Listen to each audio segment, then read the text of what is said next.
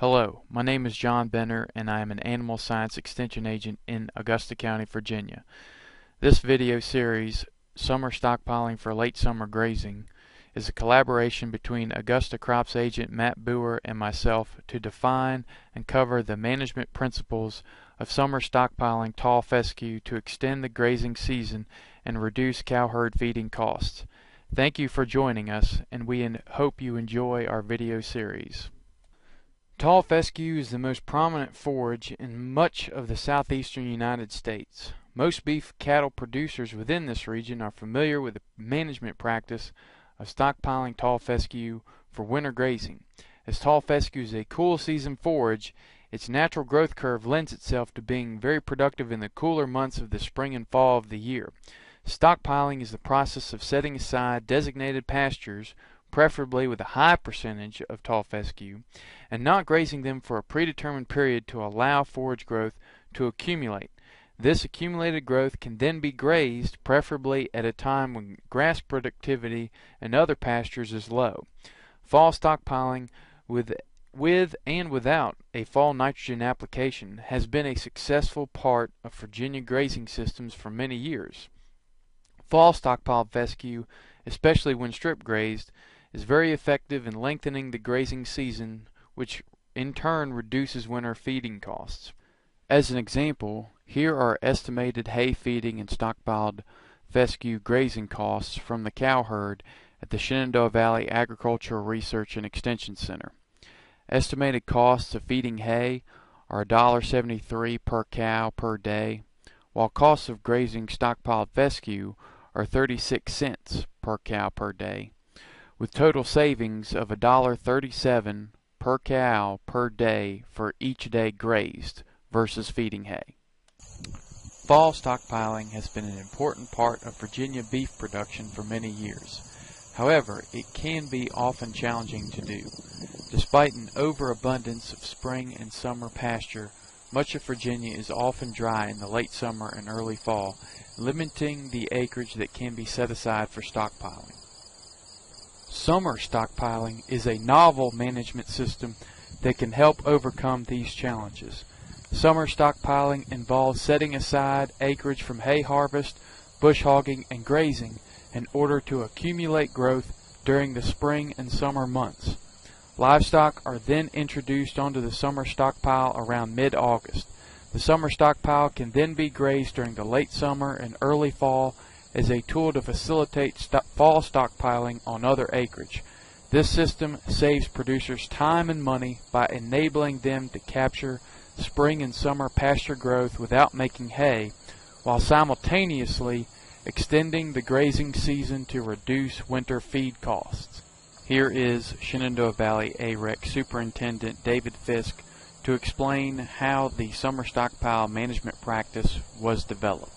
Well, summer stockpiling basically evolved from a situation where we had an overabundance of forage in the spring, and usually in the fall when we set aside acreage to apply fertilizer for winter stockpiling, we typically ran out of grass and had to feed hay usually in the fall.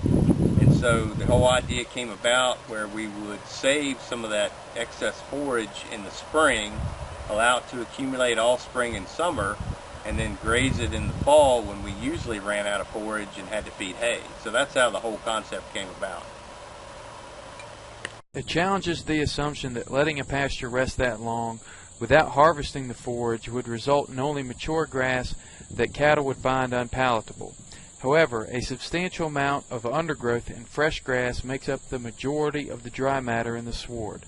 This undergrowth provides dense, fresh forage that would be ideal for such grazing groupings as fall calving cow-calf pairs. So let's take a look at what the actual stockpiled paddock looks like. Taking a closer look, we can see that there's, yes, a lot of dead material. You do have a lot of mature seed heads that have dried out. The pairs to kind of cover and make up a good portion of the canopy. But when you look a little bit closer, you can really see a lot of green tissue and kind of combing up some of the sward here. There's a lot of undergrowth that really provides the nutrient density that we see in this system. We did 2 treatments, on our stockpiled pastures. One being 50 pounds of nitrogen. The other was a control treatment. We didn't find any significant difference between the 2 of them in terms of total dry matter yield or nutrient densities. Looking at the actual yield, depending on where you measure, you get around 2.5 to 4 dry matter tons per acre, with the total digestible nutrients being approximately 55% and crude protein tested around 10%. Overall, in addition to that, you see a lot of just capture and total biomass, which really allows for the dew and just any moisture that is outlaid here to be captured and soaked up by that by the actual soil. Looking at all this top growth and top cover you have, you can imagine a root system being just as dense underneath. So similar to what we do with fall stockpiling, where we utilize strip grazing systems to increase the utilization of any fall stockpiled fescue grass, we can use similar methods with a summer stockpile, in which we're forcing a higher concentration of cattle on a smaller amount of acreage to really force them to go through and select anything that's palatable and nutritious. And so, looking here at the 2 treatments we have, we're standing in the 0-in treatment right now. You can definitely, if you pan around, you can see a lot of just total biomass available. Given proper and recommended strip grazing techniques of giving them maybe about a 15 to a 20 foot swath, at least in this setting, and these size paddocks, you can really get to a very good utilization. As you look behind me, we have a group of fall calving cows that have really cleaned up this stockpile very well.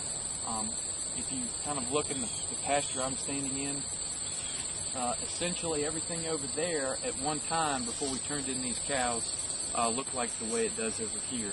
And so we really do recommend strip grazing using this system, as you do really increase that utilization. You'd expect they'd trample a lot of grass, even on the undergrowth if they didn't strip graze it, but really stacking up and increasing that stocking rate for more of a strip grazing setting is definitely the way to go when grazing the summer stockpile.